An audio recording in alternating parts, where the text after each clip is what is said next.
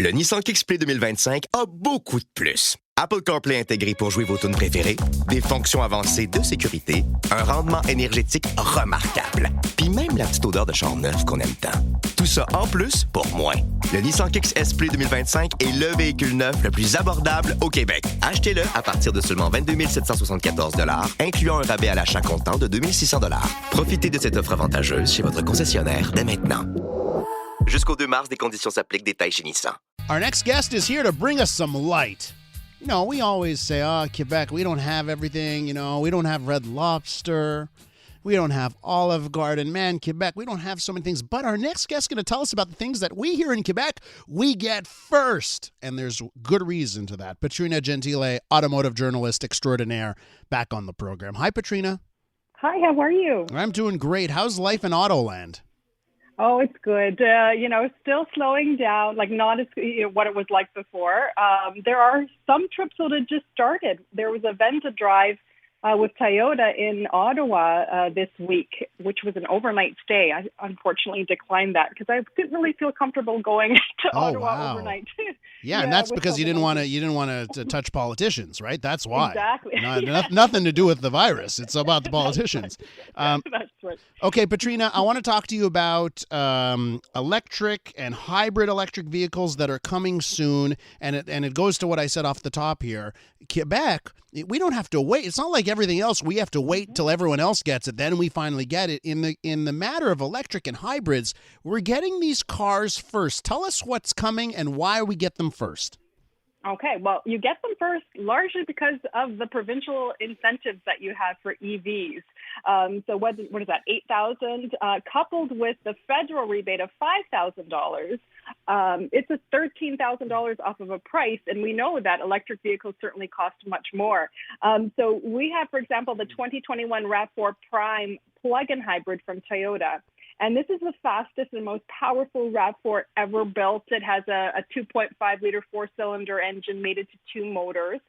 You plug it in and you can basically go about 68 kilometers on the electric power alone. And then you have the gas engine that will give you extra range. They'll let you go over 900 kilometers. And then you would just charge it at home. Take anywhere from like 2 hours to 12 hours, depending on the outlet you have. But this vehicle is arriving in showrooms in Quebec first in the fall. And Ontario and the rest of Canada probably won't see this vehicle until early next year. Oh, man, you know what? I just think of a scenario. I buy one of these cars, we get it first, then I drive right across the border and go eat at a Red Lobster, and then life is perfect. That's right. Well, it makes sense because, this vehicle starts just under 45, but if you're taking 13,000 off of it, it makes it very comparable to getting a gas-powered vehicle. Wow. Why wouldn't you get 45? Is that for the hybrid mix or just the electric? The plug-in hybrid. Wow, that's not bad. Yeah. That is not bad at all. Okay, what else is coming out here? There's some more vehicles that we should be excited about. Yeah, one of them is called the Polestar 2, and it is actually it's a company you've probably never heard of. It's called Polestar, and it's from Volvo and the Chinese automaker Geely. And it's a full all-electric sedan. They have about 470 kilometers of range, and it's really neat because the inside is basically all vegan. Everything is, no animal products are in this vehicle. The carpeting is, for example, 100% recycled water bottles. Starting price on that, is a little bit more expensive. You're looking about $70,000. But I drove this last week, and I got to say, I was really impressed with the range and the quality of the vehicle. I just love how you casually can throw that in. I drove this car last week. So lucky. Nissan's got something in the pipeline, too? They do. They have, it's called the Aria, again, an all-electric SUV. And, it's kind of about time we see something from Nissan because it's been, 10 years. They've had the Leaf on there. 500,000 of these have been sold worldwide since it launched in 2010. But they really have kind of been stagnant. We haven't seen anything from them. So in 2022, we'll see this Aria, and it has, neat tech features in it. So it has a personal assistant. That you could say, hey, Nissan, I'm cold, and it'll raise the temperature for you, but it also has Amazon Alexa in there, so you can connect to your home, and you can be driving home and say, hey, hey Alexa, turn on the lights before I get home, and it'll do it for you. So it's kind of neat. This one, they say it's going to have about a 480 kilometer range, but it's not going to go on sale until later next year, and we still don't know the price of it yet. Hey Nissan, drive me to the closest Red Lobster. We're with Petrina Gentile, automotive journalist. Petrina, let's talk about electric trucks.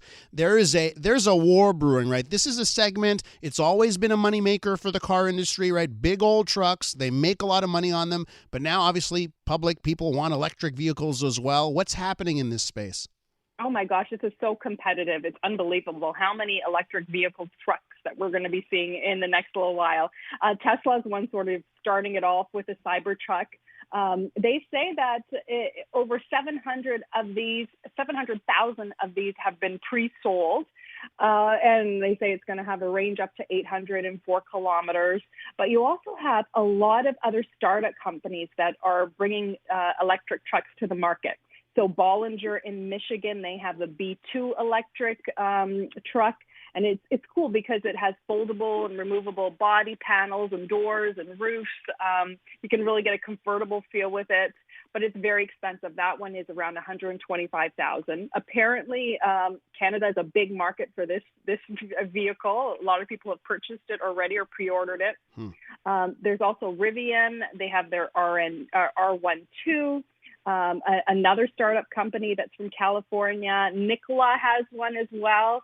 It's a company from Arizona. They have a Badger truck that they say is going to be not only battery electric, but hydrogen fuel cell. And that hydrogen fuel cell is going to have like 906 horsepower and go a range of almost 1,000 kilometers. That won't be available until 2023. And then you have the domestics. They have the F-150 from Ford. That's going to be built in Michigan. That's going to be all electric coming in mid-2022. And the GMC Hummer electric, that's going to be unveiled on October 20th. And this will be really interesting to see because this is, the Hummer was a huge nameplate. It was discontinued in 2010. So now it's coming back, and we'll have to see. They say it's going to have like 1,000 horsepower and be pretty quick, go 0 to 100 in 3 seconds, and have these roof panels that come off. But like I said, we'll get more details on October 20th when they do the big unveil. The Hummer, online. The whole brand of the Hummer is monstrosity. That's their brand. They want to be a monstrosity. Yeah. So I can't imagine how big this thing is going to be if they can say, hey, and we're electric, we're green. Petrina, as we just wrap up here quickly, we know now Toronto, Montreal, the auto shows, they've already been canceled. The next one's coming up in 2021. They'll be online only, so nothing in person. Yeah, online. Yes, online. So the Montreal one is, I think, January 20th to the 24th, and so it's shorter as well.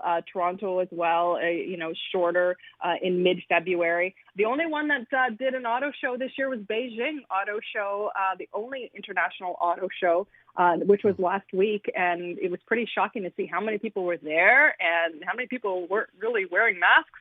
So kind of scary. Everybody else, LA Auto Show, that's moved to May. All the big auto shows have either gone online or postponed to later next year. That's Petrina Gentile, automotive journalist. Petrina Gentile as well, all one word on Twitter if you want to follow her work there. Thanks so much, Petrina. Thanks, Elias. We'll see you later.